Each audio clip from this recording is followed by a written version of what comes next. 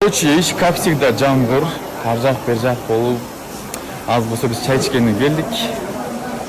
Команда Иван, где Арзан? Слушай, я не знаю, я потерял его. А? Я потерял, уже не могу найти его, где сегодня.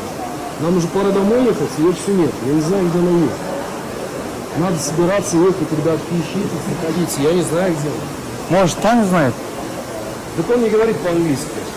По-русски не говорит. Ну, Как ему объяснить? Где она есть? у него интернет нет еще. Блин, ну может кого-то просто вьетнамцы Wi-Fi. Может тогда получится связаться с ней. А так я не знаю, как ее искать уже. Территория большая. Пиздец. Достор, азыр көп ойлошу мүмкүн, бардык нерсе бул телеграмга депчи. Жок, достор, жашообузду телеграм аралаштыргым келбейт. Еще биз телеграмда жокмун азыр. Тапшырып салганбыз. Просто эң акыркы локацияга келгенбиз, Пилмингени. Бул жакта бир аз туман болуп турат экен. Билбейм, короче, чай ичкенге келгенбиз, даже өзүм не состояние. Бөтөн жерде, бөтөн элде. И азыр болсо издейбиз. Просто барго, блин.